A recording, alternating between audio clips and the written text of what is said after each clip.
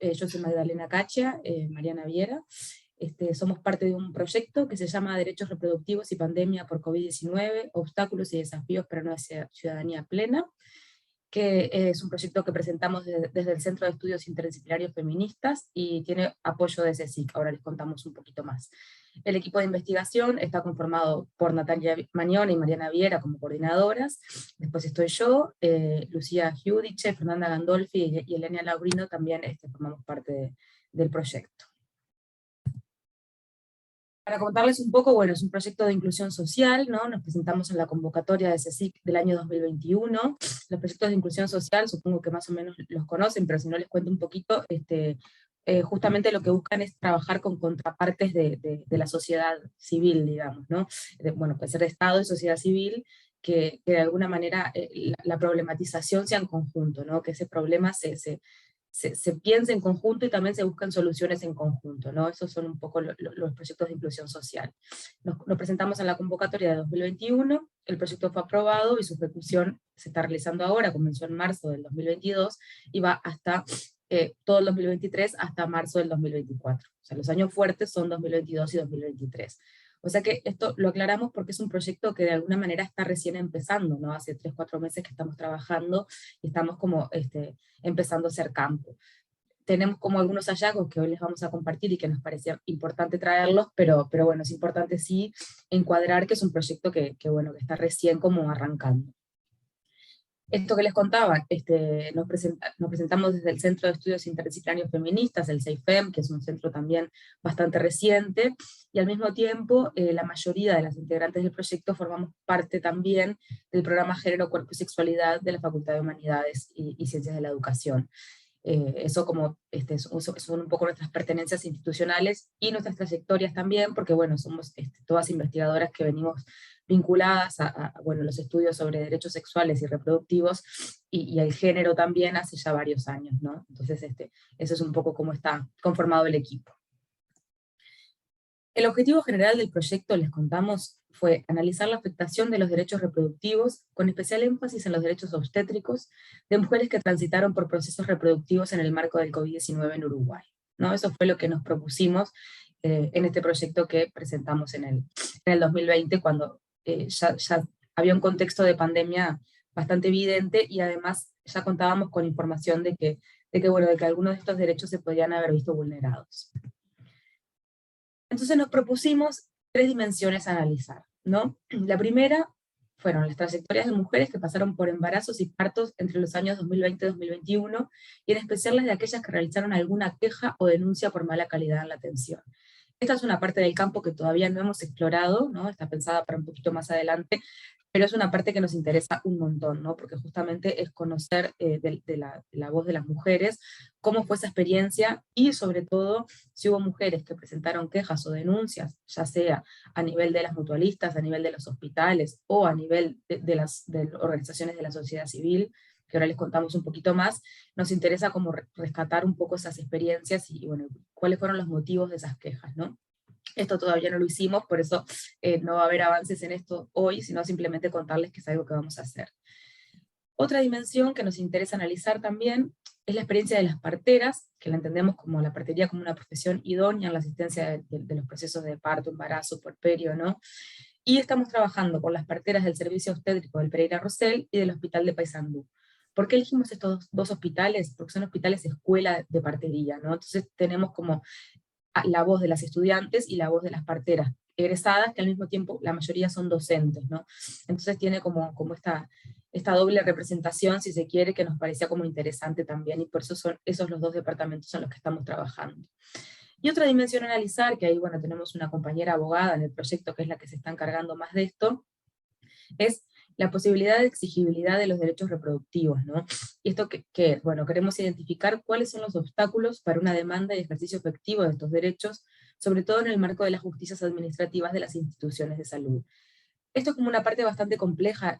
Nosotras somos del campo de la antropología social, venimos de la Facultad de Humanidades, y en realidad por eso también nos parecía como sumamente importante contar con una voz más desde el campo jurídico, porque es un área que tiene algunos como algunos nudos, o algunos de repente hasta vacíos incluso, ¿no? Al momento de exigir el cumplimiento de los derechos reproductivos, incluso de denunciar posibles atenciones de mala calidad, o incluso malas praxis, o violencia obstétrica. Entonces, bueno, esto es otro de los ejes que nos interesa un montón recabar, y bueno, que también estamos como comenzando con eso. La estrategia metodológica que nos propusimos se construye en torno a 3 unidades de análisis, ¿no?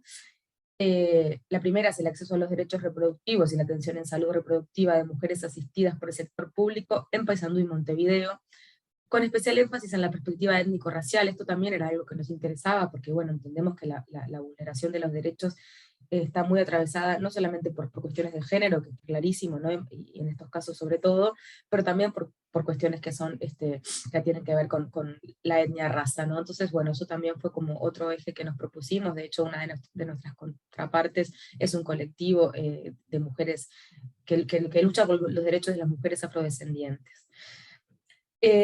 La otra parte es las capacidades y potencialidades de la profesión de partería para mejorar el respeto de los derechos reproductivos de las mujeres, ¿no? Eso también sería como otra parte de la estrategia metodológica, trabajar con las parteras y con un poco intentando rescatar estas potencialidades bueno, que en la historia de la profesión tenemos una compañera que de hecho se ha dedicado a estudiar eso, y terminó recién su doctorado estudiando justamente eso, como las parteras han quedado un poco relegadas de algunas prácticas, y que la ginecología las ha cooptado, por decirlo de alguna manera. Entonces nos interesa como un poco rescatar estas potencialidades, y también las entendemos bueno, como actrices claves en garantizar el ejercicio de los derechos, ¿no?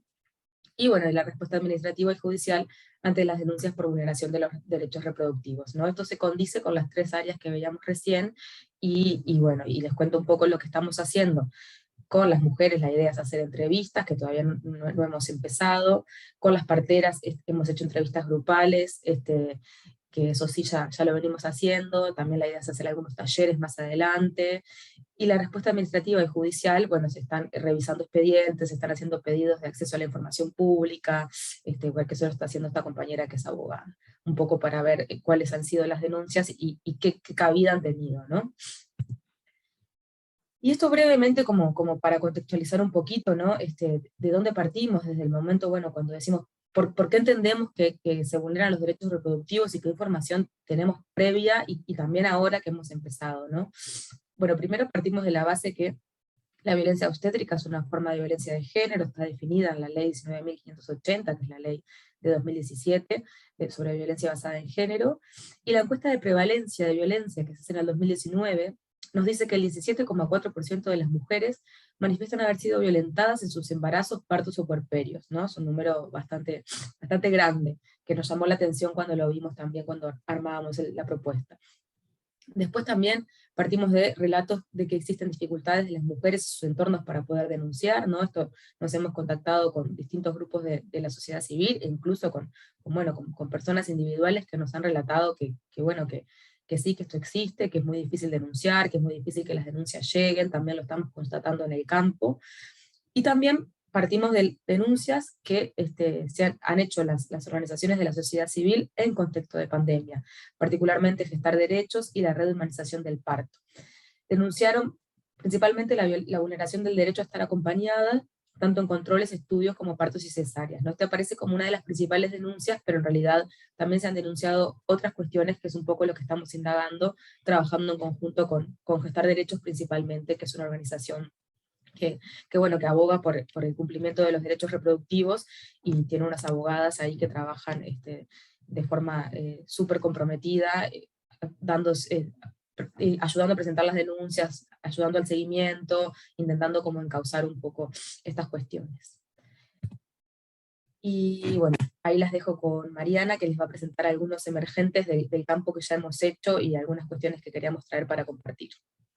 Bárbaro, muchas gracias Maggie, vos me vas pasando las diapos, y gracias, Magda, ya vi que quedan solo 5 minutos. Como les decía Magdalena al comienzo, en realidad nosotros recién estamos comenzando la labor de campo, sobre todo, bueno, trabajamos en diálogo con estas organizaciones que ella mencionaba antes, y bueno, y lo que tuvimos básicamente fueron 2 entrevistas grupales con estudiantes de partería en Paysandú, y también con parteras que ya, bueno, con diferentes trayectorias, por supuesto, pero que ya llevan bastante tiempo consolidadas en su tarea de atención al parto y el puerperio. Pásame al siguiente. Entonces queríamos compartirles algunos de las cuestiones que surgieron en esos diálogos, en esas entrevistas grupales. Algunas que bueno, tienen que ver en esta atención más allá de la situación de pandemia, que obviamente, nosotras en el proyecto nos centramos en lo que tiene que ver con los derechos reproductivos y la atención al parto, al embarazo y al puerperio durante la pandemia, pero entendiendo también que eso es parte de un proceso mucho más extenso y que la vulneración de los derechos reproductivos y en particular de la atención al parto es algo de mucha más larga data, y que sí pueden haber algunos elementos que se hayan profundizado por la situación de atención sanitaria y del COVID-19. Entonces, algunas de las cuestiones que surgían en esas conversaciones es una falta de conocimiento con respecto al plan de parto, que en realidad es algo que está avalado y que se ha buscado como instrumentar por parte del Ministerio de Salud Pública y por parte también de muchas de estas organizaciones con las que estamos dialogando, para así las mujeres y las parejas, o bueno, quienes llegan a esa situación de parto pueden tener un compromiso también con el médico o la médica tratante de las cosas que desean, más allá de que luego se den situaciones particulares. Pero bueno, es muy claro que todavía falta tener más conocimiento, acceso a la información sobre qué es un plan de parto, cómo se construye, y también muchas veces la dificultad de acceder a una profesional que ayude a elaborar ese plan. Y también lo que sucede es que muchas veces, y esto dicho por las propias parteras, las mujeres llegan con un plan de parto y también está como esa reacción del equipo de salud de, bueno, ya sabe lo que quiere, ¿no? Como esa también a veces descreimiento o no se le da el lugar real que debería de tener ese plan a la hora de atravesar esa circunstancia. Después, bueno, algunas cosas también más allá de la pandemia, las dificultades para hacer ingresar al acompañante, al box de parto, aludiendo a la falta de espacio, ¿no? Que ustedes saben que es el derecho a estar acompañada por la persona que la parturienta elija, es un derecho consagrado también en la legislación. Y también no informarle a la usuaria de la medicación que se le está suministrando muchas veces durante el parto, antes del parto o posparto. Y otra de las cosas, y sobre todo en los hospitales donde existen prácticas, como decía Magdalena, nosotros estamos trabajando en el hospital de Paysandú y en el hospital Pereira Rosell, donde está la práctica de la partería, además de la ginecotología. Bueno, esta cuestión de convertirse también esa situación en una instancia de aprendizaje. Y eso hace que muchas veces se vulnere la intimidad, más allá de otras cosas que también hacen que se vulnere la actividad, como las entradas y salidas del personal sanitario. Seguimos, Maggie. Con respecto a algunos emergentes, en particular con respecto a lo que fue la situación de atención al parto y al puerperio durante el COVID-19, una de las mayores dificultades que identificaban las parteras y las estudiantes también, es las dificultades de controlar la inducción. ¿Qué sucede? La inducción para el parto, se les suministra oxitocina por vía a las pacientes para propiciar la dilatación, ¿no? Y que se pueda producir el parto vaginal. Lo que sucede es que se da 3 días para que esa dilatación ocurra, pero lo que pasaba en la situación del COVID es que las dificultades de contar con el personal, del tiempo, hacía que muchas veces tuvieran que acortar ese tiempo de inducción y llevarlo a un solo día, sí, ya termino, y terminara todo esto por vía de una cosa que lleva a la otra a una cesárea. Y también que se decidiera hacer una cesárea en aquellos casos en que las pacientes tenían un resultado pendiente de hisopado o eran positivas, también para no exponer al personal.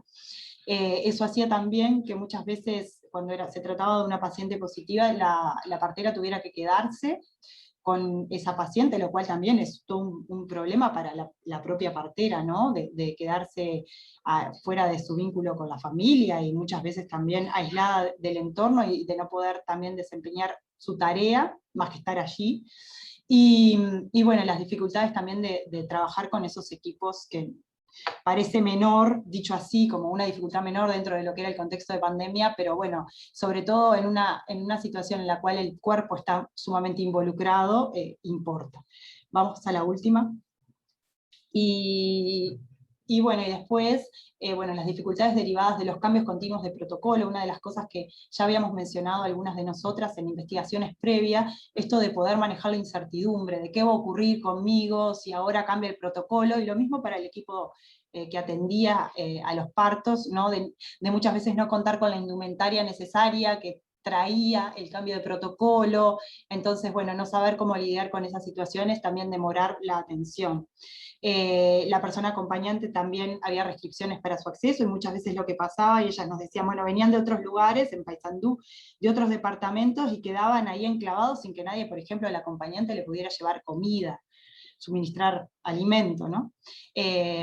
Bueno, lo que decíamos antes, y esta dificultad también de atender las consultas a distancia, sobre todo cuando se trata de, por ejemplo, hacer una ecografía o de escuchar los latidos del bebé, algo que también las organizaciones ya habían llamado la atención, sobre todo organizaciones de parteras como Nacer Mejor, y bueno, el personal también, frente a situaciones incluso de muertes de mujeres gestantes, que no pudieron recibir siquiera un apoyo psicológico.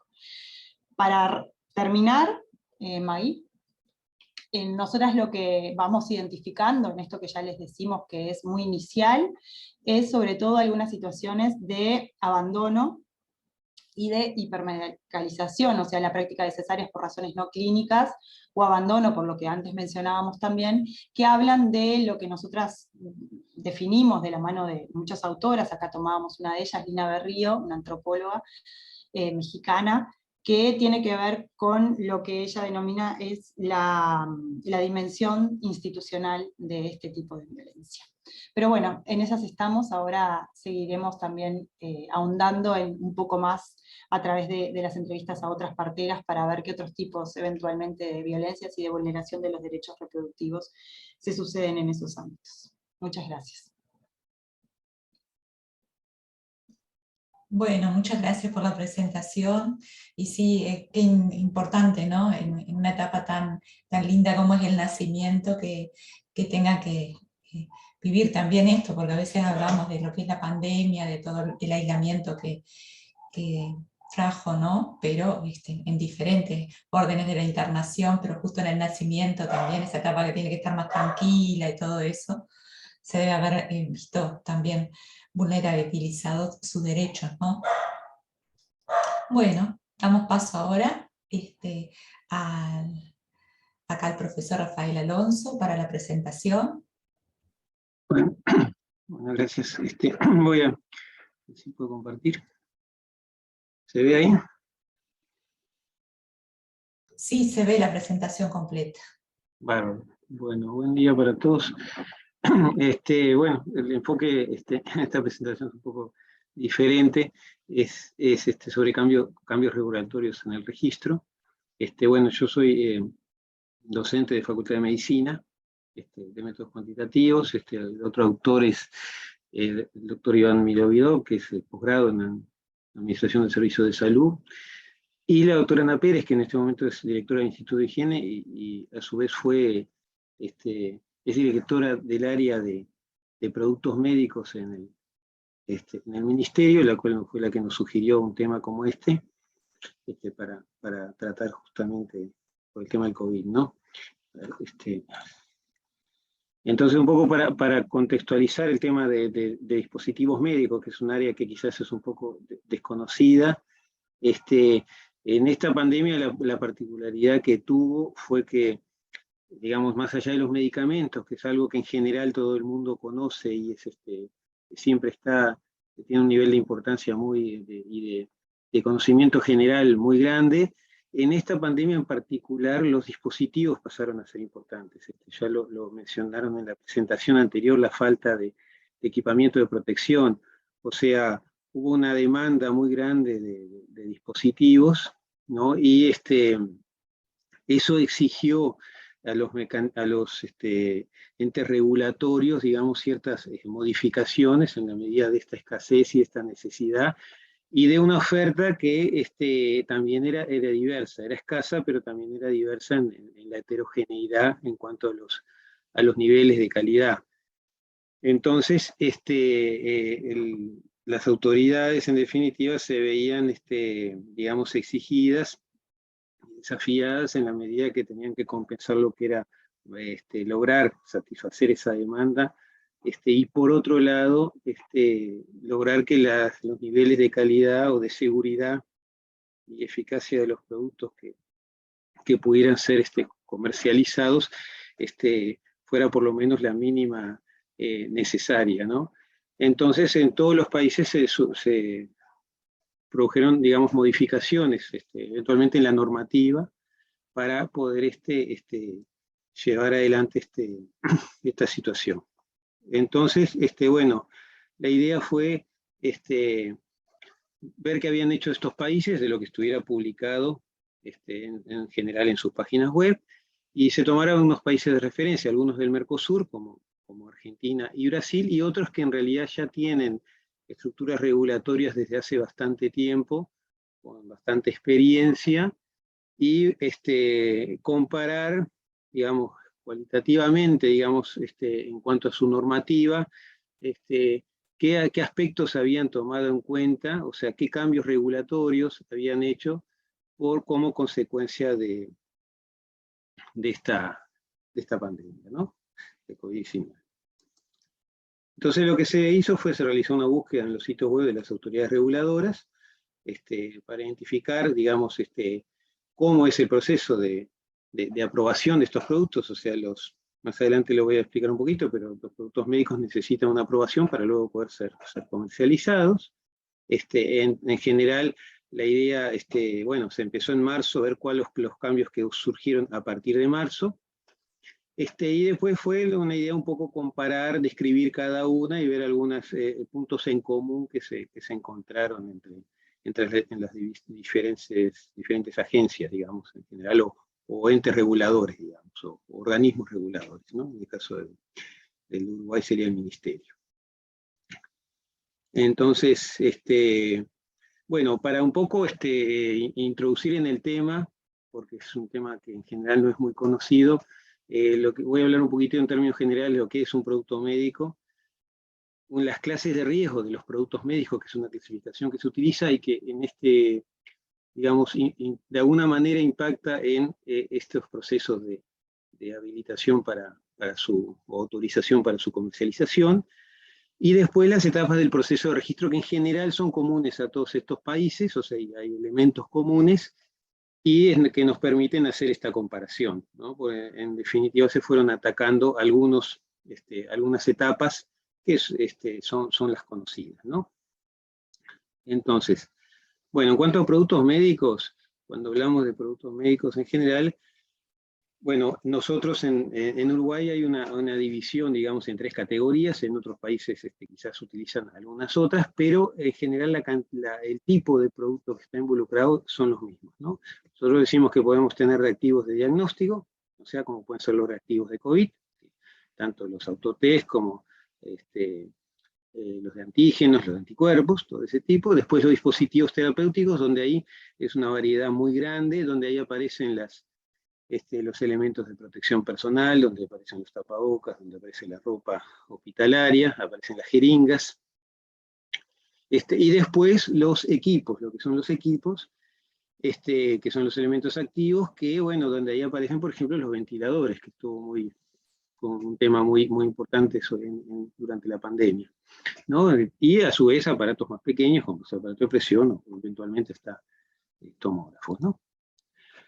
Entonces, en cuanto a la clasificación, bueno, según una serie de reglas que tienen los países, que en muchos casos son comunes, en el caso del Mercosur, por ejemplo, son las mismas reglas para los 3 países, los productos estos se pueden clasificar según la acción que realizan, si son productos, digamos, que son activos, digamos, requieren energía externa, o son pasivos, o bueno, si son implantables, si no son implantables. Una serie de criterios, ¿no?, se pueden clasificar según el riesgo asociado a estos productos.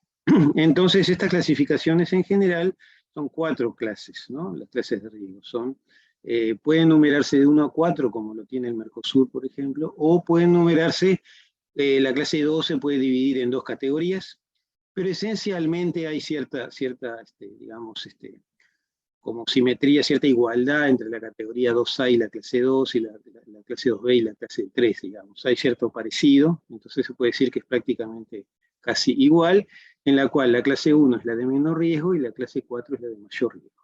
O sea, un producto como un aparato de presión tiene una cierta clase, o una jeringa, o un tapaboca, que es en teoría es un producto de bajo riesgo, y un producto implantable ya es un producto de alto riesgo, ¿no? Digamos, esa sería un poco la idea general.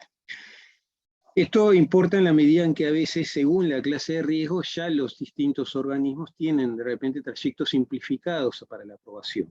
O sea, ya lo tenían de repente de antes y eventualmente se pudieron acentuar durante la pandemia. En realidad estamos hablando de países que tienen a su vez dimensiones bastante diferentes, ¿no? Brasil por un lado, Argentina, México, con poblaciones muy, muy altas, después Colombia, son países con gran población también. Bueno, las etapas de registro por las que pasa un producto médico antes de poder ser comercializado y poder ser importado.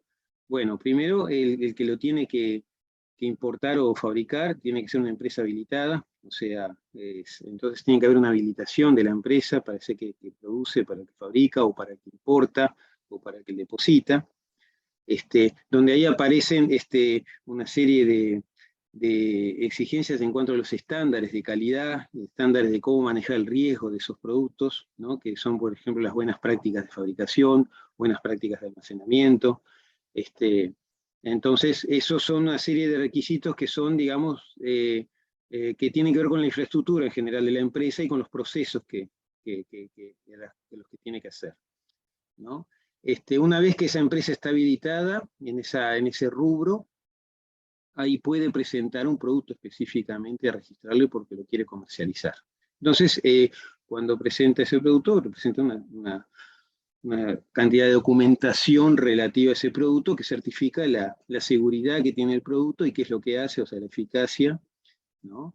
de ese producto, y, bueno, y ciertas garantías, ¿no? Una vez que se evalúa ese producto, bueno, puede eventualmente tener lo que se llama una autorización de comercialización, que en muchos países es llamado un certificado de libre venta. Ese es un certificado de libre comercialización que le permite venderlo en un país, ¿ya? Entonces, en general, las modificaciones que se han dado en los distintos países tienen que ver con estas dos etapas, ¿no? Con la etapa de la habilitación o de la documentación presentada para ese registro, esa autorización de comercialización.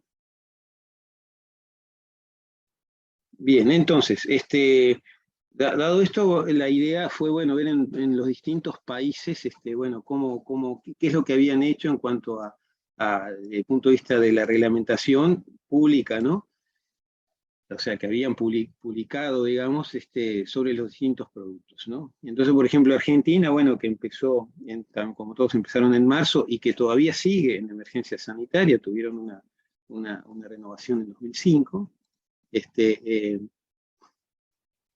ahí vemos que, bueno, en realidad, lo que tienen que encaran un tema que estuvo presente en casi todas, que fue el tema de barbijos y mascarillas, que fue un tema que fue de los más importantes de la pandemia.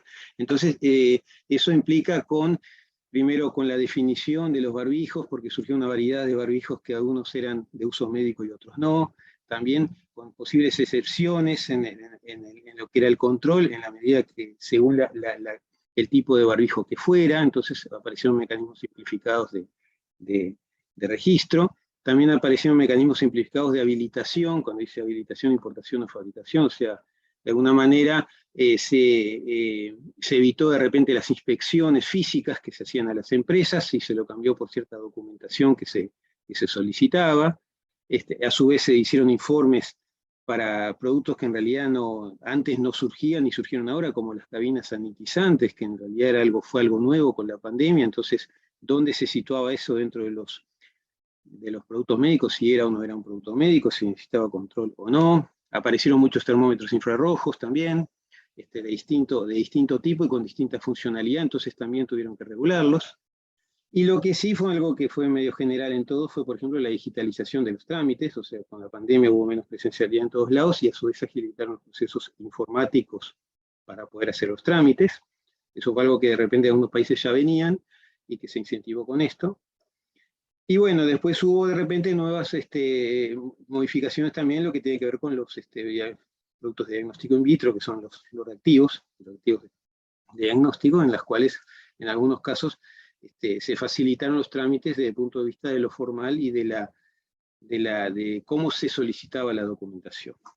Si vamos a otro país como Brasil, bueno, Brasil tiene lo que se llaman las RDC, que son los que serían equivalentes a los decretos acá, que también publicaron una cantidad en ese sentido, en donde vemos que muchas cosas en común, por ejemplo, facilitaciones en los BPF, que son las buenas prácticas de fabricación, y después lo que tiene que ver con procedimientos extraordinarios, o sea, temporales, para lo que se llaman peticiones de registro, que en realidad son la presentación de documentación, para la fabricación, para los diagnósticos in vitro.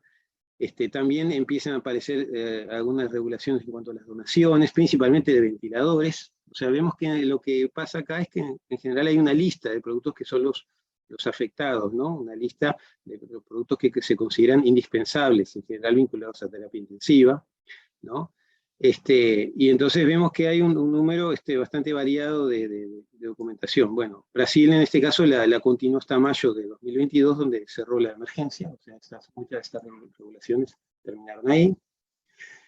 Colombia, donde en este caso Colombia es una agencia, bueno, en Brasil era Anvisa, en Colombia es una agencia la que se encarga del control, que se llama INVIMA, que es la agencia de vigilancia en medicamentos y en productos médicos, donde también vemos que hubo menos reglamentación, pero probablemente más abarcativa, donde también hubo una lista de productos declarados vitales y donde a eso se les facilitó cierto ingreso, o cierto registro, digamos, y también hubo en particular requisitos para la fabricación de ventiladores, de ventiladores mecánicos, digamos, de ventiladores, ¿no? Que también fue un tema que también fue bastante en común, o sea, los ventiladores en particular se le pidieron cosas específicas.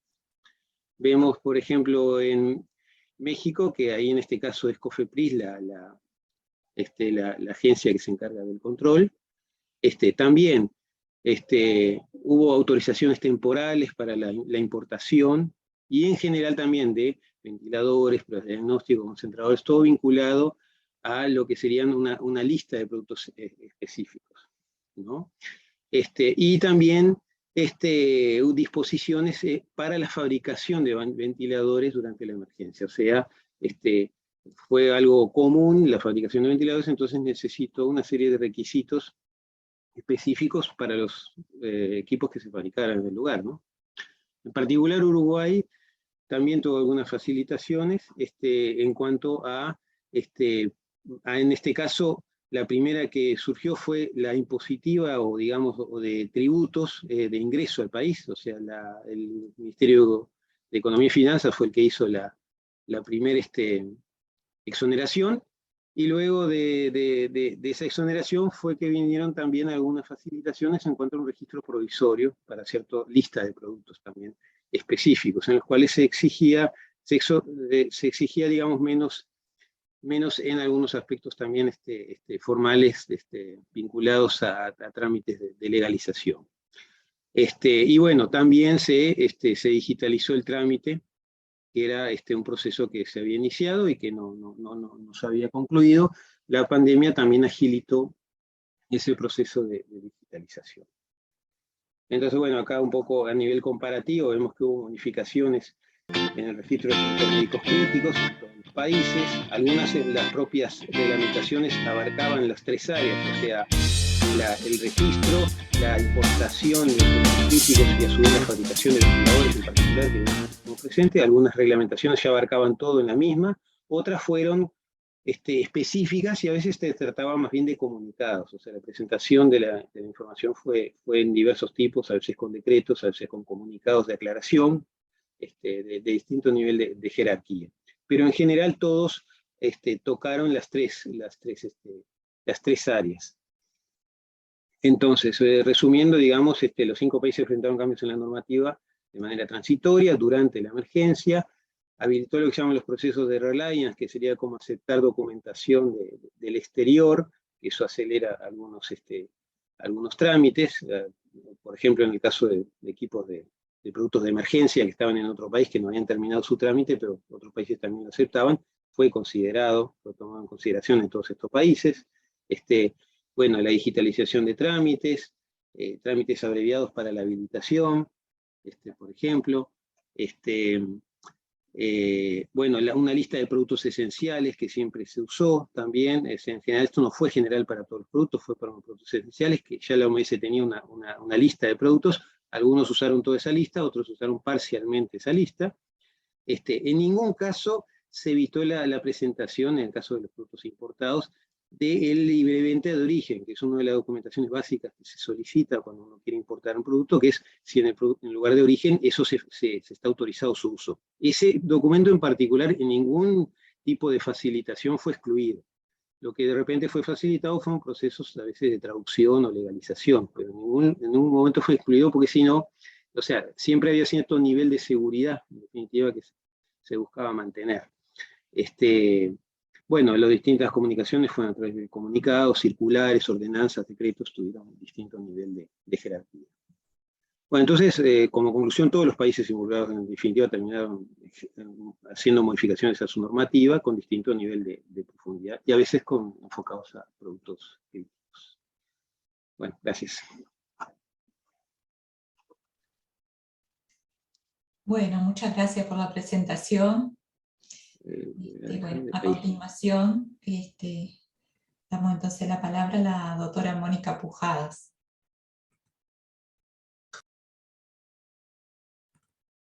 Voy a intentar compartir la pantalla. Disculpen.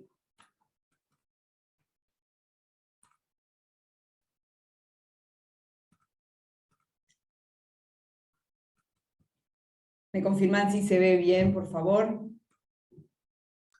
Sí, se ve bien, está en pantalla completa. Bueno, buenos días, muchas gracias. Soy Mónica Pujadas, soy profesora agregada de Clínica Pediátrica en la Facultad de Medicina, y en este caso venimos a compartir con ustedes un trabajo que realizamos desde el Comité de Infecciones y la Unidad de Epidemiología e Infectología Pediátrica del Centro Hospitalario Pereira Rosell, y que vamos a tratar de mostrar lo que fue la vigilancia de la infección por SARS-CoV-2, COVID-19 en nuestro hospital.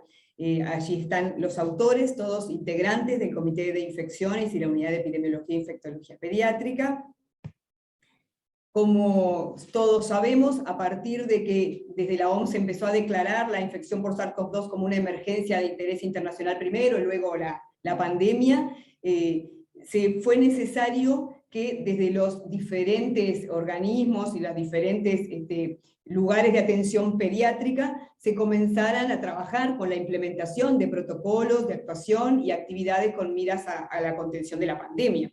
Todos sabemos que en Uruguay los primeros casos fueron a partir del 13 de marzo del 2020, y a modo de contextualizar nuestros datos, desde el inicio de la epidemia hasta el 25 de junio, que es el último informe epidemiológico al momento del corte de nuestro trabajo, se reportaban 134.606 casos en menores de 15 años, la población que nos ocupa en este caso. También a modo de contextualización, les queremos contar que el Hospital Pereira Rosell, el hospital pediátrico del Centro Hospitalario Pereira Rosell, es un centro de referencia para más de 270.000 niños y adolescentes usuarios de ACE, y que asegura obviamente atención especializada para patologías complejas, siendo referidos a nuestro hospital de todo el país, y que tenemos una capacidad oscilante, pero de más de 200 camas en todo lo que es los servicios de internación, incluyendo el CTI pediátricos, y que más o menos, y sobre todo también oscilando según la época del año, pero llega a haber hasta 300 consultas en la emergencia y más de 30 ingresos promedio a lo que son las salas de cuidados moderados por día. ¿Cuál fue el objetivo de nuestro trabajo? fue describir los resultados de la vigilancia hospitalaria y las características epidemiológicas y clínicas de niños y adolescentes con infección por SARS-CoV-2 o con COVID-19 en el periodo comprendido desde el inicio de la pandemia, desde la epidemia en Uruguay, y hasta julio de 2022 en el hospital pediátrico. Para ello llevamos a cabo un estudio cuyo diseño fue un observacional, descriptivo, retrospectivo, con el periodo considerado desde el primer test, digamos, fue a partir del 1 de abril de 2020 y hasta el 21 de julio del 2021, de 2022, perdón, ahí quedó mal, que fue el momento del corte para esta presentación. Allí los criterios de inclusión fueron, se incluyeron todos los usuarios, niños y adolescentes de hasta 17 años, con diagnóstico de infección por SARS-CoV-2 COVID-19, que se diagnosticaban a través de test de PCR o de antígeno para SARS-CoV-2, captados desde el Comité de Infecciones Hospitalarias y la Unidad de Epidemiología e Infectología Pediátrica.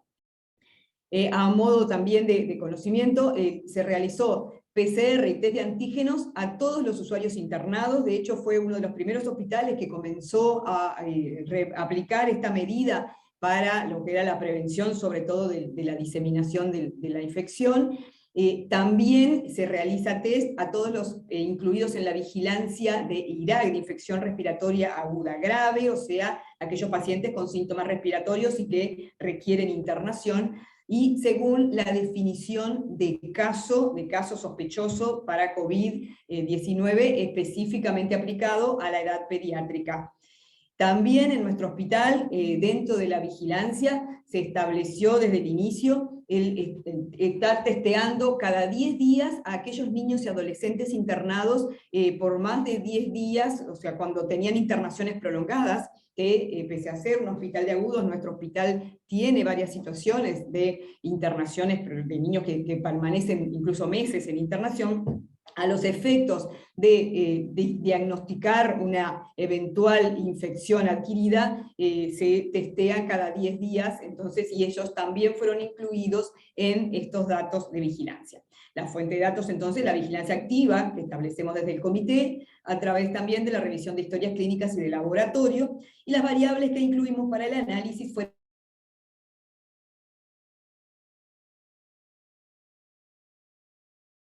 la infección, la presentación clínica, las características de la presentación clínica de la evolución, y muy especialmente si habían habido brotes hospitalarios y cómo transcurrieron esos brotes. Para el análisis estadístico recurrimos a la distribución de frecuencias y medidas de resumen, y a modo de consideraciones éticas se garantizó el anonimato en todo el proceso de análisis y comunicación de la información. Para operacionalizar la variable de definición de caso, consideramos las definiciones emitidas por el Ministerio de Salud Pública, que, como decíamos, fue necesario adaptar para la edad pediátrica. Las primeras definiciones que el Ministerio publicaba eran exclusivamente para adultos, y de los grupos pediátricos fue que se trabajó para adaptar la definición, y entonces caso sospechoso de COVID en niños incluye a niños con fiebre mayor de 37,5 grados centígrados axilar, y síntomas o signos de enfermedad respiratoria, ya fuera alta o baja, con o sin manifestaciones digestivas y sin otra causa identificada. Esa fue la definición operativa con la que manejamos la definición de caso sospechoso. Caso confirmado, obviamente aquel que, siendo un sospechoso, se confirma por test de antígeno o por una PCR, y el contacto es la misma definición que se utiliza para todas las edades. Se considera contacto a toda persona que haya estado en contacto estrecho, menos de 2 metros, durante un total acumulado de 15 minutos o más, durante 24 horas con un caso confirmado. Y para la definición de brote en la vigilancia, se entiende por brote a la aparición de 2 o más casos confirmados en un tiempo y espacio reducido con nexo entre los mismos. ¿Cuáles fueron nuestros resultados? En el periodo considerado se llevaron a cabo en total un número de test de 147.370. Dentro de esos test, ¿cuántos correspondieron a un número de casos de infección por SARS-CoV-2 identificados? 527, que fue nuestro número total de niños con infección por SARS-CoV-2. Dentro de ellos, 136 se identificaron, fueron positivos a través del test de antígeno y 389 por PCR. Esto nos arroja una proporción de positivos de 0,36% y un índice de positividad de 0,003%. A modo de mostrar cómo fue la evolución, separamos en algunos cortes de periodos que establecimos. El primer periodo fue desde el inicio de la epidemia en Uruguay hasta abril del 2021, en el que, como ustedes pueden apreciar, la curva fue en ascenso, pero que realmente inicialmente no tuvimos positivos. Nuestro primer caso positivo fue en noviembre del 2020. A partir de allí, sin embargo, aumentaron en forma muy significativa los casos, y esto es un poquito cómo fue la evolución, digamos, del número de test coincidiendo con los positivos. Esta es la distribución de casos según mes y año en el periodo considerado, marzo del 2020 a julio del 2022, en el que ustedes pueden ver cuál ha sido la evolución oscilante, pero con una tendencia que con el correr de los meses fue en ascenso. Y esto es para que tengamos una comparación y podamos entender por qué afirmamos que los niños reflejaron siempre el comportamiento de la población general, básicamente de la población adulta. Y esta es la curva de todos los casos de todo el país, y con las diferentes variantes como lo comunica el Ministerio en sus datos, y esto fue la evolución de los casos en nuestro hospital, fíjense, coincidiendo muy en espejo con lo que ha sido la evolución de la epidemia en el país. En cuanto a la distribución por sexo, el 53,7% fueron de sexo masculino, el rango de edad fue de entre 7 días y 17 años, con una mediana de 7,5 meses. Esto nos muestra que 43% de estos niños, los 226, correspondieron a menores de 1 año. Y esto tiene que ver porque muchas veces, este es el análisis de pacientes internados, ¿verdad? Y muchas veces uno de los criterios de internación correspondía a ser un niño pequeño o a hacer una fiebre sin foco, por ejemplo, que terminaba siendo COVID, y que eso ameritaba internación. En cuanto a la presencia de comorbilidad, casi una cuarta parte de estos pacientes positivos tenían una comorbilidad. ¿Cuáles fueron los síntomas que presentó esta serie de pacientes? Un 43% tuvo fiebre, un 41,7% rinorrea, tos un poquito menos, 37,6%, la cuarta parte se presentó con dificultad respiratoria y 14%, a diferencia de los adultos, que en general es una proporción mucho mayor, presentaban síntomas digestivos. La mayoría de ellos fueron ingresados a cuidados moderados. Sin embargo, en 59 casos se requirió internación en CTI. Acá ustedes tienen la distribución de casos ingresados al CTI según sexo y edad. Claramente, cuanto más pequeño el niño, más probabilidad de que cursando COVID requiriera internación en CTI. Dentro de ellos, de la distribución de los que ingresaron a CTI, el 58% fueron de sexo masculino, 44% menores de 1 año, y la tercera parte en este caso tenían comorbilidades. Cuando analizamos qué había pasado con la vacunación, ustedes recordarán que la vacunación para adolescentes comenzó, contra COVID para adolescentes comenzó en junio de 2021, y para niños de entre 5 a 11 años comenzó el 12 de enero de 2022. Analizando cómo había sido la relación entre la vacunación, si estaban vacunados o no, los casos positivos, tenemos que de 118 casos diagnosticados después del inicio de la vacunación, 22% habían recibido una dosis, 15 de ellos, o sea el 58% habían recibido 2 dosis, de los 15 casos ingresados a CTI, por el contrario, 11 eran no vacunados. Y finalmente, para conocer cuál había sido la situación en cuanto a fallecimientos, ocurrieron en este periodo analizado 6 fallecimientos en menores de 15 años, 4 de sexo masculino, las edades eran 1 mes, 6 meses, 2 años, 6 años, 9 años y 14 años, todos ellos tenían comorbilidades de diferente tipo y ninguno estaba vacunado. En cuanto a la identificación de brotes, uno de los desvelos del Comité de Infecciones, tratando de evitar la diseminación, y sobre todo cuando en el país habían repuntado los casos, con todo el empuje, digamos, de los contagios, se identificó de todos modos un solo brote intrahospitalario, gracias a la vigilancia, en usuarios en abril, que fue entre abril y mayo del 2021, y que terminó el análisis del brote con 11 casos en total. No se constató en ningún tiempo del periodo analizado contagio desde usuarios a personal de salud. Por tanto, a modo de conclusiones, consideramos que los casos de niños y adolescentes en quienes se confirmó infección por SARS-CoV-2 COVID-19 en el hospital evolucionaron en consonancia con la situación epidemiológica nacional en el periodo considerado.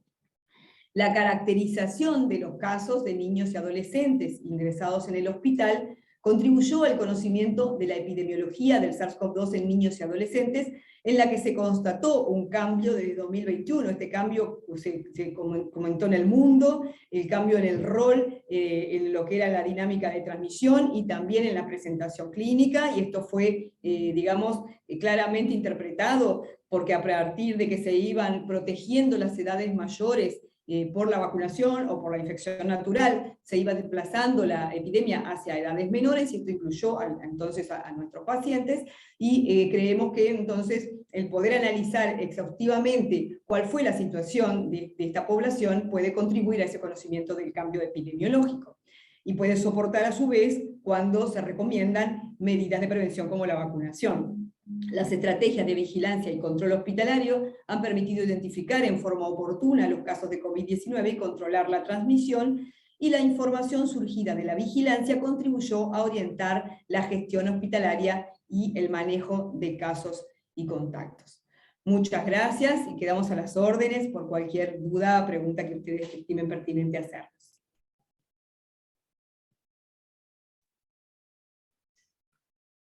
Bueno, muchas gracias por la presentación, muy clara, al igual que todas las presentaciones anteriores. Ahí está. Así que bueno, después al final, como habíamos dicho, pueden hacer las preguntas. Y ahora seguimos con la presentación de... Perdón, Laura, no sé cuánto es el tiempo que la doctora Pujada puede quedarse por si hay algunas dudas acá, porque ellas tenían una dificultad en la sala. Digo Bien. por el tema de que si alguien quiere específicamente para esta presentación, así le podemos liberar, ¿no? Muchas gracias.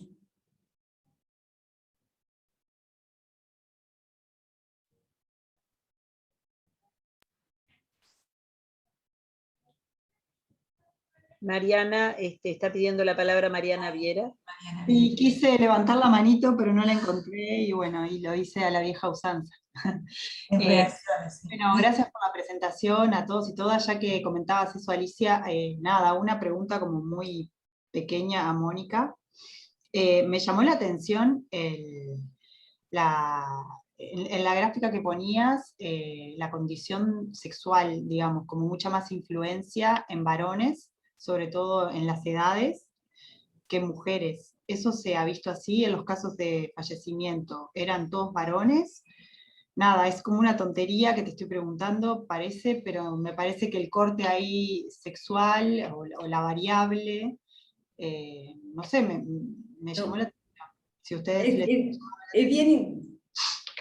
Sí, gracias Mariana. Es bien interesante eso de los fallecidos. Sí, 4 eran varones, 2 eran mujeres, y de todos modos un concepto que en pediatría vemos frecuentemente con toda la patología en general, no solo la infecciosa, es que hay mayor prevalencia en general de patología en los niños pequeños. Enferman más los varones. Eso es un dato epidemiológico que en realidad no se ha determinado una explicación científica clara, pero que es un dato de la realidad.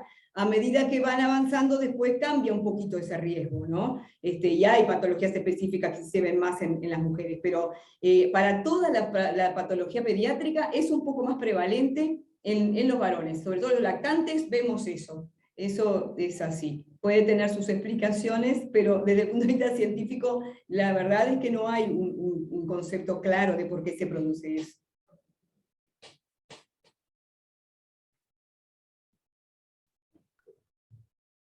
Bueno, Alicia, si Mariana ya está respondida la pregunta, sí.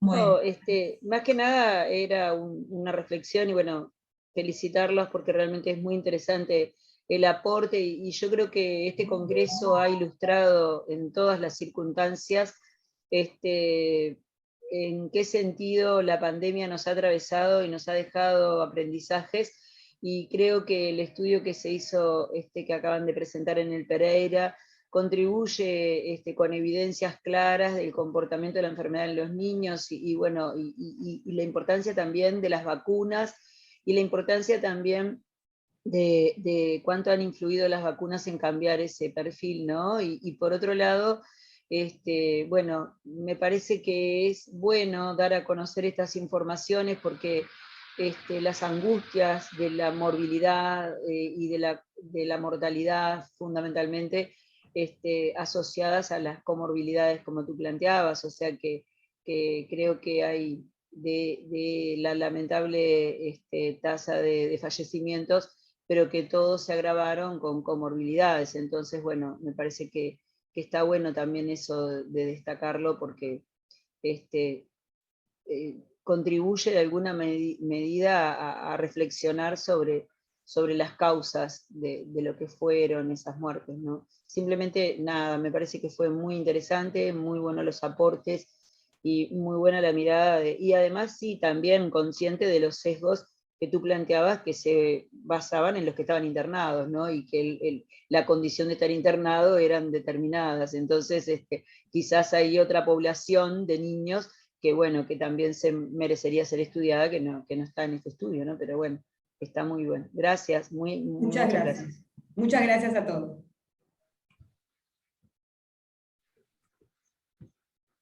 Bueno, muy bien. La profesora María Crudo, ahora a continuación. Bueno, buenas tardes. Bueno, yo no soy docente de la universidad, voy a hablar yo, porque en realidad los docentes encargados que iban a presentar no pueden estar. Yo soy colaboradora del proyecto que estamos presentando, y bueno, en este caso estoy yo, está Paula también por ahí, me parece que es otra compañera. Y bueno, no tengo PPT tampoco, les voy a contar simplemente, brevemente, más como en una onda rueda de conversación. Yo sé que es por Zoom, pero bueno. Voy a tratar de ser breve. Muchas gracias. Voy a tratar de ser breve y simplemente les vamos a contar sobre algunos espacios de prácticas integrales que funcionan en el programa APEX y que se vinculan con el proceso de construcción del núcleo interdisciplinario de clínica comunitaria en el municipio A. Bueno, para quienes no saben, el programa APEX desarrolla desde hace unos 30 años estrategias de salud comunitaria, sostenidas en la cooperación interinstitucional, la mirada territorial, el trabajo en red, la interdisciplina, con un enfoque ético del trabajo comunitario, que lo que busca es enfatizar el diálogo de saberes y el rol protagónico de la comunidad y de las organizaciones sociales que ya trabajan en el barrio. En un principio, en estos años de pandemia, un poco, se estuvo trabajando en un EPI, en un espacio de práctica integral que se llama Clínica en Salud Comunitaria y los grupos de abordaje interdisciplinarios. Cabe destacar que en realidad este tipo de cursos se hacen hace más o menos 8 años, aunque no tenga el mismo nombre o lo que sea. Nos vamos a enfocar del 2020 hacia adelante un poco para abocarnos a lo que es lo que fueron estos años de pandemia. Estos EPI, estos espacios de práctica, incluyen estudiantes de diversos servicios universitarios y de otras formaciones terciarias, estudiantes de medicina, enfermería, psicomotricidad, bellas artes, comunicación, diseño urbano, trabajo social, psicología, veterinaria, educación social y magisterio. Por nombrarlos de los últimos años, disculpen si me estoy olvidando de algún otro, pero esas son más o menos las carreras que más adhieren al curso. El curso en sí se organiza en base a un análisis crítico sobre cómo nos venimos formando en el campo clínico en cuanto a aspectos específicos de la práctica. Es decir, la fundación teórica que se confronta permanentemente con la realidad y se actualiza en términos dialécticos con la realidad. Entonces, en realidad es un curso donde el espacio y el tiempo de la práctica se jerarquiza especialmente. En este sentido, los problemas que se priorizan para trabajar, o sea, se piensan entre el equipo docente y los estudiantes del EPI, y se construyen y negocian en conjunto con los actores no universitarios con los que se trabaja. La formación incluye espacios de discusión teóricos con énfasis en el estudio generalmente de autores latinoamericanos, y bueno, estos espacios de práctica profesionales. Y bueno, lo que se hace en estas prácticas es que los estudiantes ensayen diversas estrategias de abordaje, que son singulares y originales a cada caso, para los problemas que se enfrenta la comunidad, y bueno, incluye estrategias de trabajo institucional y familiar, grupal y individual, dependiendo de los pactos que se van trabajando en cada institución.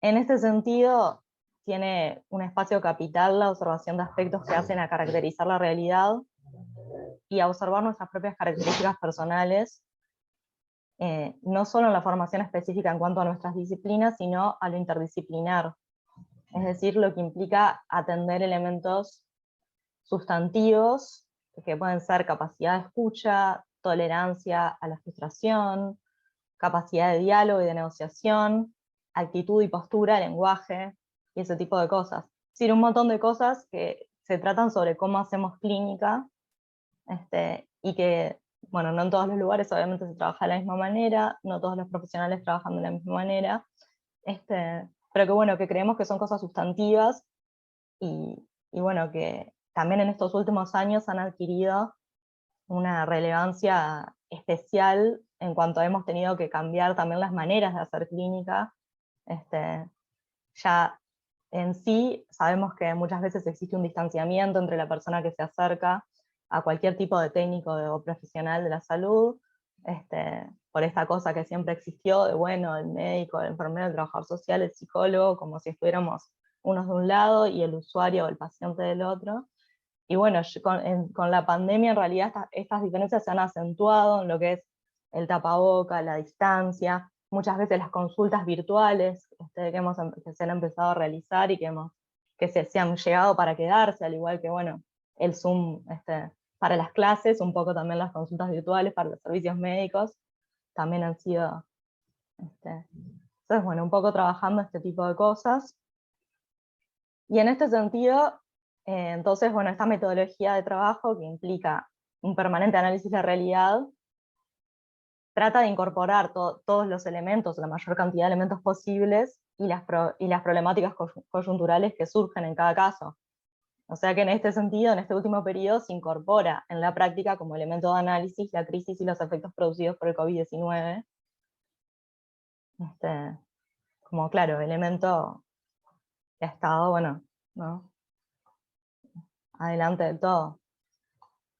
Entonces, bueno, el objetivo de este EPI es plantear cómo desarrollar las capacidades de la universidad para el abordaje de las principales consecuencias de la crisis social y sanitaria en las poblaciones de, sobre todo, niñas, jóvenes y sus familias.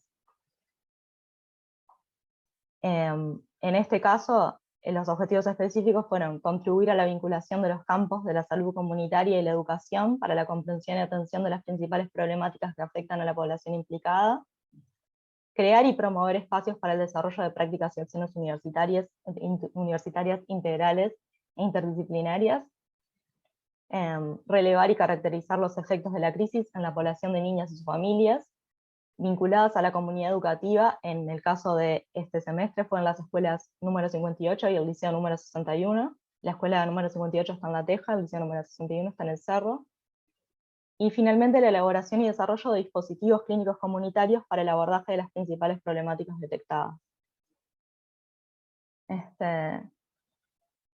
Bueno, las principales consecuencias de la crisis sanitaria, en este caso, que detectamos, fueron múltiples dificultades que se incrementan por la pérdida de fuentes laborales, lo que compromete el acceso a las necesidades básicas de alimentación, vivienda, etc. Consideremos que estamos hablando de prácticas realizadas en escuela y liceo, eso quiere decir que estamos hablando de una población mayoritariamente de niños y adolescentes, y bueno, se presentan muchas dificultades realmente, sobre todo en el tema de la alimentación. Por otro lado, quedan en evidencia la escasez de recursos disponibles y lo limitado de respuestas a la variedad de dificultades.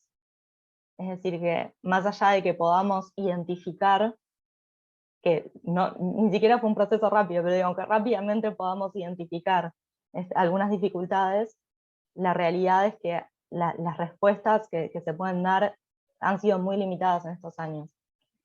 Sobre todo teniendo en cuenta que se vieron discontinuados muchos procesos de apoyo y atención que se venía realizando, sobre todo en las escuelas, como puede ser tratamiento pedagógico, de lenguaje, psicológico, psicomotriz, etc. Todos los recortes que, como ya sabemos, se han estado haciendo en distintos órdenes de la educación, la salud y lo social, han tenido una afectación muy grande.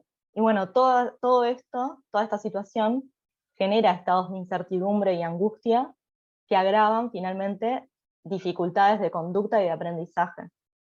Es decir, tenemos niños capaz que obviamente tienen más dificultades para vincularse, que son niños que quizás salieron 2 años de la escuela, con escuelas cerradas, incluso después cuando se abrieron, me acuerdo, no sé si alguna también llegó a ver, pero me acuerdo que abrieron las escuelas, y los juegos muchas veces en los patios tenían cintas alrededor como para que los niños no se pudieran subir o no pudieran jugar juntos en ese sentido. Se cortó el contacto maestra-niños, no se podía dar un abrazo, no se podían dar besos. Todas esas cosas obviamente generan dificultades y generan mucha angustia en los niños, y es una etapa fundamental. Y toda esa parte de la corporalidad es esencial en ese momento de la vida. Lo mismo en el liceo, que bueno, se expresan los docentes, el equipo de adscripción, el equipo de dirección, que en realidad los gurises están menos como preparados para enfrentar lo que es, sobre todo en el segundo ciclo, justamente las dificultades del segundo ciclo. Porque llegan a ese segundo ciclo sin haber realmente cursado, quizás segundo y tercero de liceo, y se encuentran de repente en un cuarto, y la última vez que tuvieron clases seguidas estaban en primero, segundo, y ya se están enfrentando a una etapa en la cual tienen que elegir una orientación, en la cual tienen que... Bueno, un poco me estoy yendo, quería contarles simplemente sobre la CEP y me estoy yendo un poco de tema con un poco los resultados. Por favor, me van diciendo el tiempo, así puedo terminar de comentarles.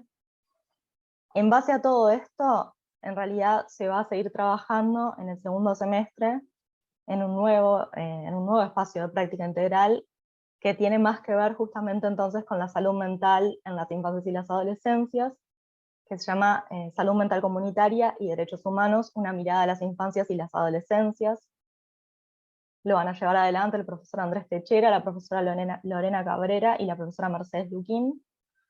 Y este EPI, este espacio de práctica integral, bueno, como el anterior, se trata de un curso electivo abierto a todas las áreas del conocimiento de UDELAR, pero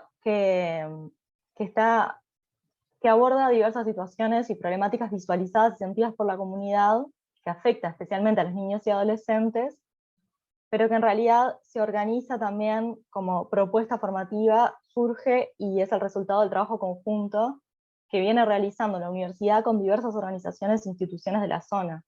Como decíamos en un principio, el APEX trabaja muy cercanamente con las organizaciones de la zona, y en este caso este curso surge de una priorización que hace la Mesa Local de Salud Mental del Oeste respecto a la construcción de estrategias para abordar las situaciones de sufrimiento psíquico que viven las infancias y las adolescencias.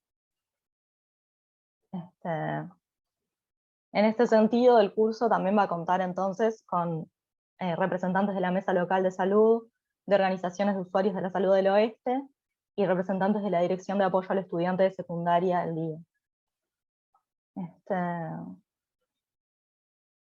Bueno, esto un poco ya lo dije, pero lo vuelvo a repetir si tengo unos minutos. La situación de las infancias y adolescencias en la zona realmente está muy agravada por la situación de crisis económica y sociosanitaria que afectó el país y que lo sigue afectando, así como por la falta de recursos humanos y materiales destinados al cuidado y asistencia de la población. Los escasos recursos con los que cuenta el territorio se encuentran totalmente superados en su capacidad de dar respuesta a la demanda que existe. Esto es una realidad. Y bueno, por último, simplemente destacar el advenimiento que tenemos, que tiene este equipo de trabajo al nuevo paradigma de salud mental que se orienta en base a la ley 19.529, perdón, la ley de salud mental, que promueve nuevas formas de comprensión y abordaje del sufrimiento psíquico, incorporando el análisis y actuación sobre diversas dimensiones que configuran el campo de la salud mental. Es decir, se resalta dentro del proceso integrar una mirada que atienda las condiciones de vida, las concepciones y marcos teóricos con los que se trabaja, los servicios y recursos técnicos asistenciales, los espacios de formación, las políticas y los marcos normativos vigentes. Sabemos que esto no es suficiente, quizás sabemos que la ley no está funcionando como debería, no se está aplicando como debería, pero bueno, de cualquier manera es muy importante, nos da un marco normativo nuevo con el que trabajar, y bueno, un poco de eso, capaz fui un poco rápido, no sé, un poco nerviosa, pero...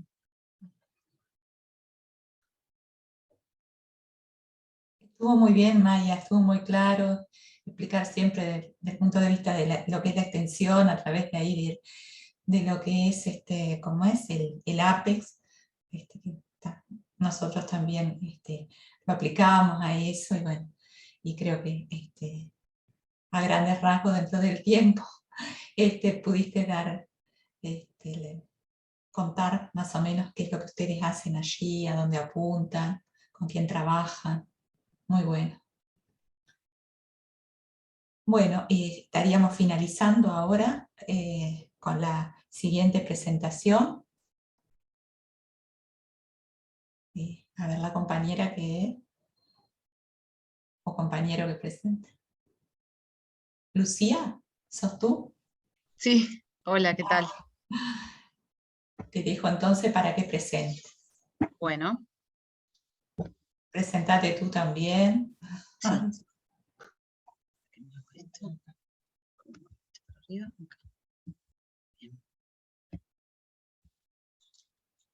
¿Se ve la pantalla? Sí. Bien. Bueno. Bien.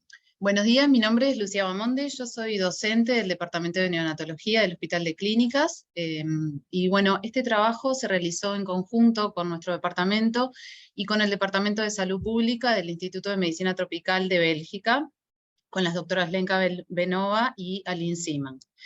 Este trabajo se realizó en el inicio de la pandemia a raíz de un trabajo que ellas realizaron previamente, que fue una encuesta realizada a los trabajadores de la salud perinatal en los primeros momentos de la fase inicial de la pandemia. Por lo tanto, nuestro trabajo habla de las experiencias de los proveedores de salud perinatal en la fase inicial de la pandemia COVID. Este es el trabajo que ellos publicaron, que fue en los primeros meses, donde se recogió de 12 países diferentes los resultados de lo que el personal de salud estaba viviendo en ese momento. Y bueno, se reclutaron 81 países, participaron de esta encuesta como antecedentes, entre el 24 de marzo y el 10 de abril del 2020. 714 personas participaron de esta encuesta. Y bueno, lo que un poco mostró esto, que nos hizo a nosotros querer hacerlo en nuestro país, mostró que solo un tercio de los trabajadores perinatales recibieron capacitación, con un alto estrés en los profesionales. Después, como fueron muchos países, se vio que en los países con altos ingresos tenían mayor acceso a las pruebas diagnósticas y a las salas de aislamiento para el COVID-19, y las recomendaciones estaban más actualizadas, pero se vio una gran preocupación sobre el cambio de las prácticas en cuanto a las visitas de los recién nacidos, de las madres, y a la separación de la madre y el hijo en el momento del nacimiento, y esto cómo iba a repercutir en los resultados asistenciales. En Uruguay nos planteamos que había una falta de protección en los trabajadores de la salud, una escasez de recursos y un mayor riesgo de la transmisión. Hubo una disminución del acceso a la atención médica.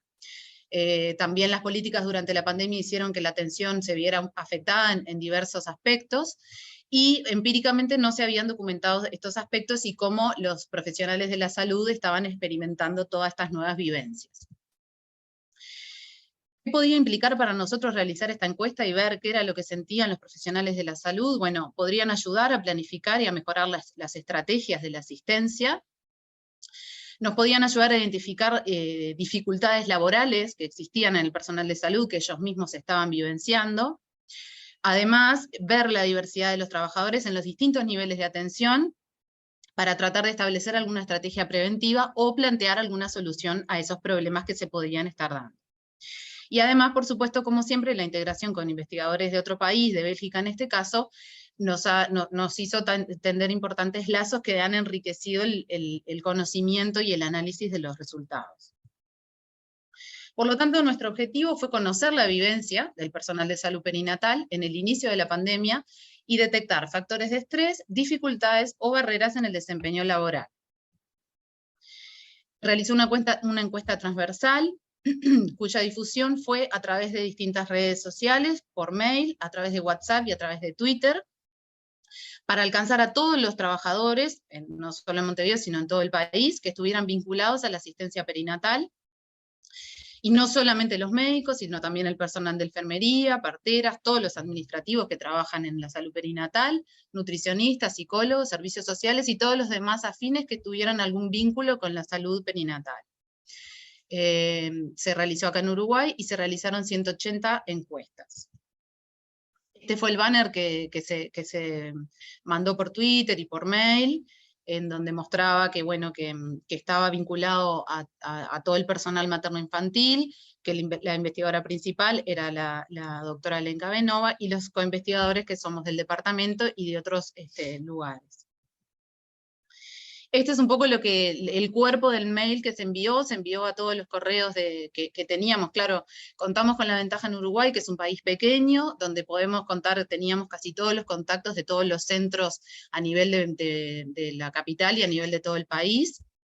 Entonces fue fácil difundir y poder llegar o por lo menos mandar esto a todos los lugares, y bueno, intentamos además todas las semanas repetir el Twitter, repetir los WhatsApp, repetir el mail, para ir haciendo como acuerdo a la gente que no había logrado hacer la encuesta hasta ese momento.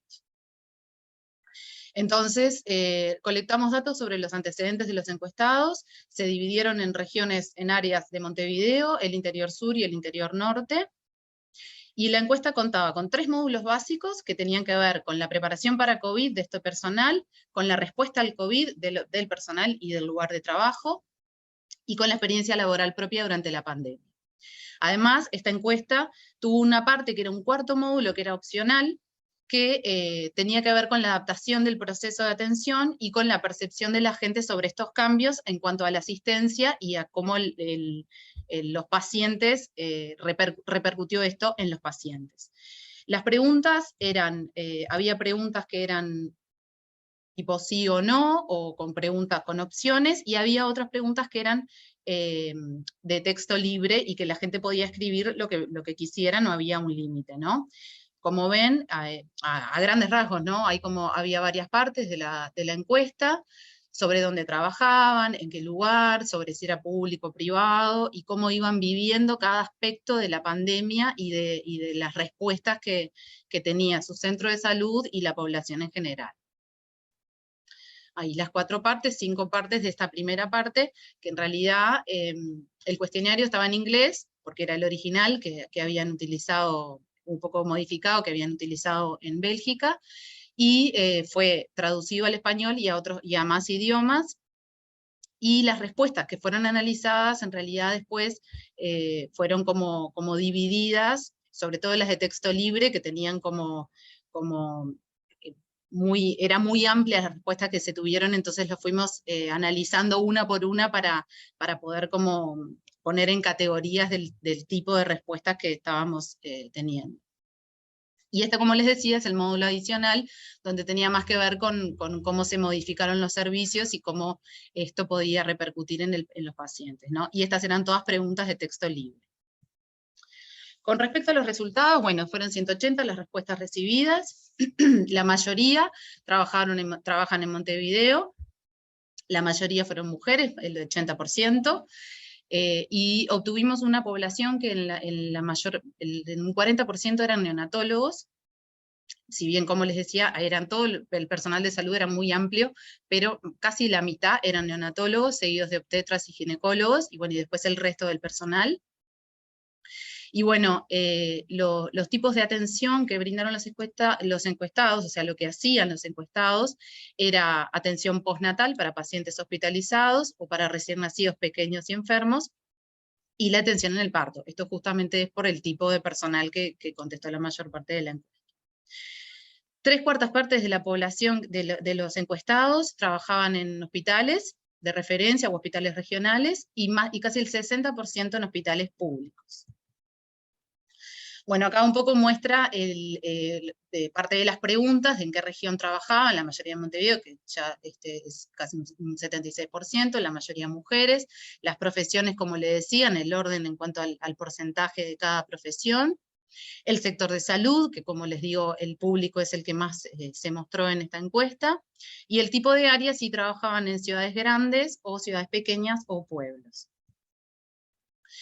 Con respecto al acceso a la información que tenía este personal y las guías de actualización, casi el total accedían a información a través de los colegas, a través de las facilidades del sector de salud en el que estaban, a través de la búsqueda personal, también un 97% accedieron a la información de ese modo, por guías que se dieron de distintos lugares, del ministerio y de otros lados, participando además en la organización, y el entrenamiento por parte del lugar del sector en donde trabajaban, menos de la mitad recibieron.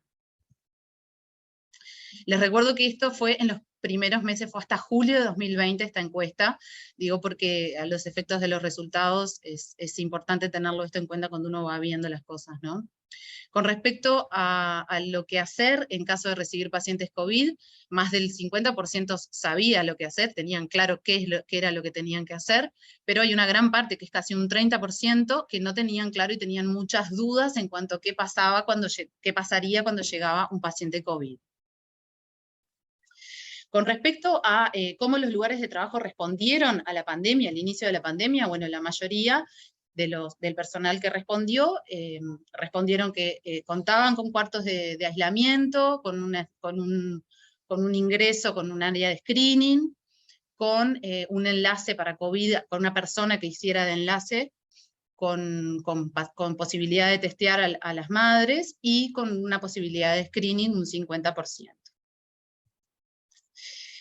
Y bueno, viendo un poco cuáles eran las principales preocupaciones que tuvieron este personal de salud, nosotros vimos que, sobre todo, digo, en las respuestas abiertas que fuimos analizando, que la salud mental y el estrés era muy alto en los profesionales de salud, tenían mucho miedo, se veían las respuestas que tenían mucho miedo a la pérdida de ingresos económicos, no solamente a la enfermedad, sino a la pérdida de ingresos económicos. Esto también tiene que ver con que muchas veces la forma de trabajo de, sobre todo, los residentes o los médicos capaz que más jóvenes, es a través de contratos que son guardias, o que son cosas que no son seguras. Entonces esto se mostró en el miedo de la gente a poder trabajar menos, y además también un miedo a la enfermedad en sí, y a no tener los elementos necesarios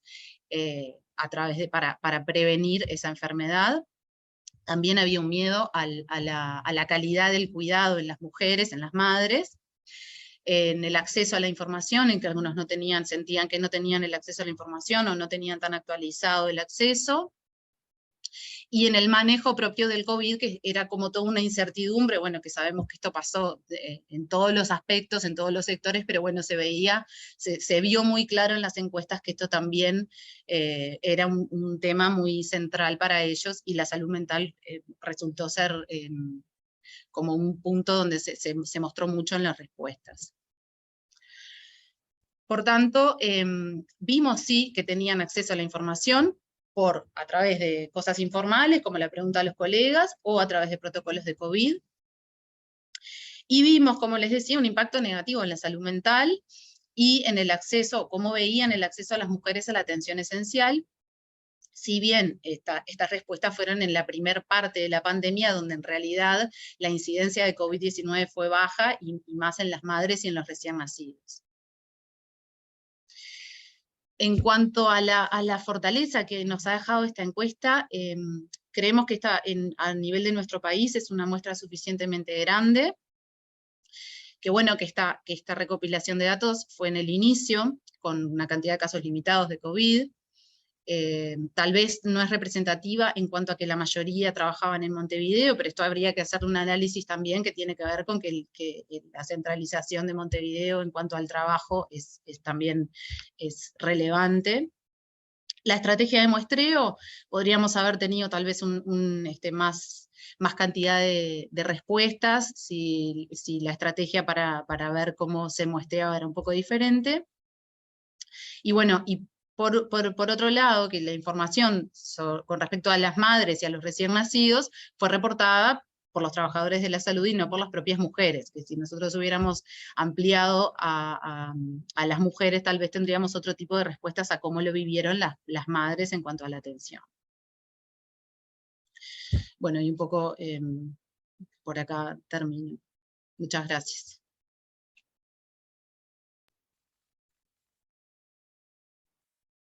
Bueno, muchas gracias a ti, Lucía. Muy clara la presentación. Ahora sí, habilitamos a quienes quieran hacer preguntas, tanto por el chat o levantan la mano directamente de las presentaciones anteriores y bueno, de todas.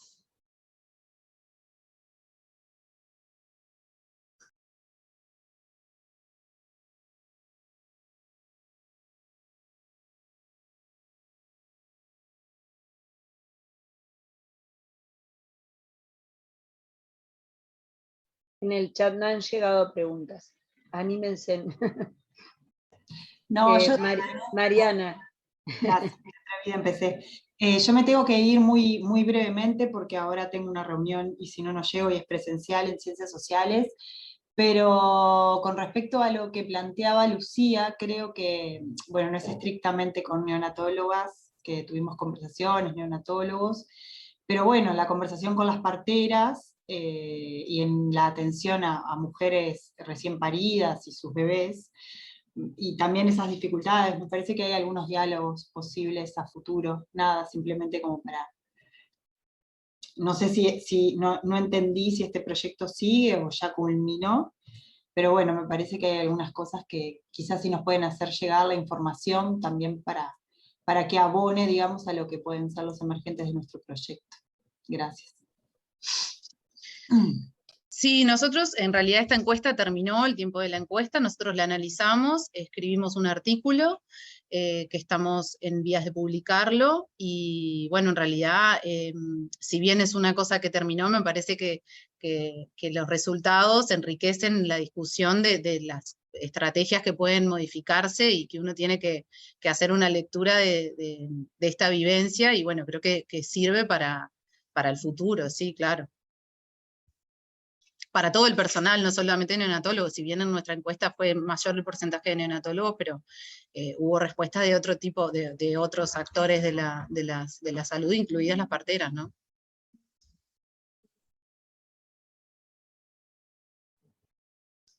Bueno, muchas gracias. Marianela tiene la palabra ahora. No, yo quería, bueno, felicitar a todos los que expusieron, que la verdad que estuvo muy, muy linda la mesa, cada uno desde su disciplina, pero en verdad más que una pregunta es una reflexión que la tengo habiendo escuchado varias presentaciones en el Congreso, es que si bien los efectos negativos, que la verdad que el Congreso en sí y esta mesa también ha puesto, digamos, sobre la mesa, valga la redundancia, todos los efectos negativos de la pandemia, ¿no? Pero en verdad también creo que esto disparó, digamos, el trabajo en conjunto de equipos interdisciplinarios, que en realidad a veces no estábamos tan comunicados, ¿no? Y bueno, me parece que es una oportunidad para aprovechar todo el tema, digo, nos pasó la pandemia, pero podemos trabajar en conjunto y de muy diferentes disciplinas, buscar soluciones para vivir mejor en varios aspectos, ¿no? O sea, en la salud perinatal, en la salud, así que digo, creo que por lo menos eso es lo que me dejó a mí el Congreso, y lo quería compartir con ustedes porque esta mesa también tiene varias disciplinas y varias miradas. La primera presentación de Mariana, que ahora se fue, por ejemplo, que mostró, o la segunda creo, pues la presentación de Mariana Viera que mostró el tema de los derechos de las madres, es algo que nosotros como clínicos vemos todos los días, pero bueno, se pone más sobre la mesa, se da mayor énfasis.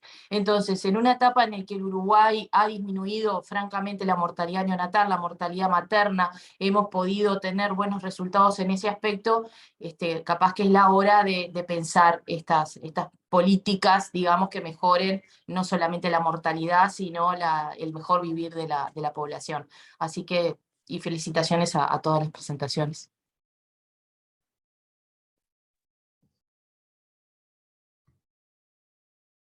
En el chat están planteando también que Mariana se tenía que ir, y bueno, y Janet Trujillo y otras, han llegado felicitaciones a la mesa, y bueno, yo no pedí la palabra, pero también me parece que comparto totalmente lo que planteaba ahora la compañera, que me parece lo que decía Marianela, que la riqueza de la interdisciplina realmente ha sido una de las claves de este congreso, y que hoy incluso Maya lo planteaba, hasta cuántas disciplinas en el APEX, en ese espacio de práctica, se reúnen. Ella hablaba de la interdisciplina, incluso integrando otros actores como maestras y como otros actores que realmente nutren a este actuar en el territorio, en la parte del eje salud, y en una época de pandemia, y que nos da todas esas enseñanzas de cuántas miradas tenemos que tener, porque cada uno desde su lugar pareciera que es el mundo, y sin embargo cada uno de los que plantearon, porque yo escuchaba, por ejemplo, lo de Rafael, que era bien distinto, y me sentía muy identificada, porque bueno, yo también tengo un cargo de gestión en otro lado, y todo lo que pasamos, como tú planteabas, en la elección de los materiales, en el conseguir y dar respuesta a una calidad adecuada, adecuándose a los protocolos, y conseguir, y en algunos momentos que no conseguíamos los recursos tampoco, porque a nivel mundial se habían disminuido, y poder entender cada cosa.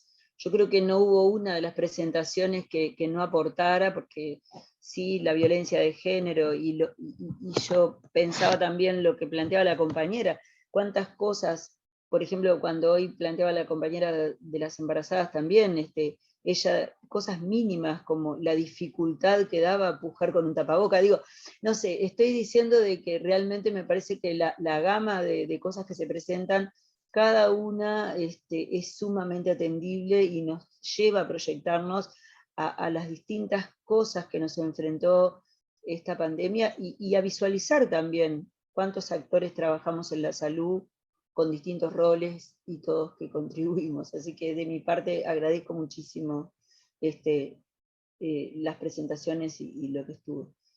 Nada, quería comentar eso porque me gustaron mucho todas, sin desperdicio.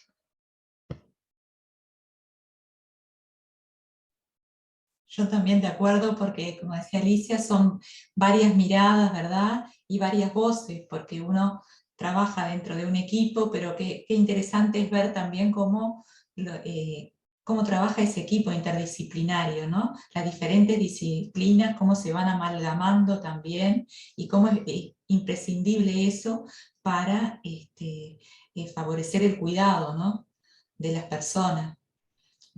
No verlo desde lo que es a veces la medicina fraccionada, ¿no?, que también tenemos esa visión por el otro lado, de que cada uno ve lo suyo, pero qué bueno que es poder compartir estos encuentros y llevarnos todos un aporte de cada uno de lo que presentó en cada espacio, en cada tiempo, ¿no?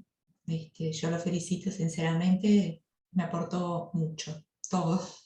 Todas las presentaciones fueron muy, muy nutritivas.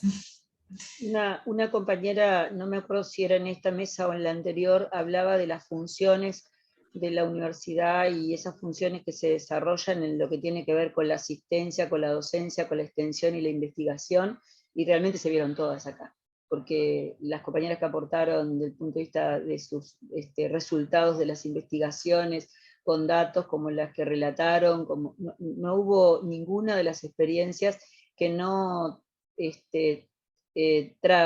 transversalizara alguna de esas funciones, o en algunas todas juntas. Así que me parece que está muy rico, y además me parece que está bueno porque se dio una mirada también que excede a la universidad en sí mismo, tiene que ver mucho con la extensión, pero tiene que ver mucho con los territorios y con los equipos y con las comunidades que están afuera, ¿no? Y todos los otros vínculos que se dan en las familias y en las integraciones y en lo que se da, no solamente en nuestros propios espacios. Así que eso también me parece que está bueno que se difunda, ¿no? Así que nada, gracias.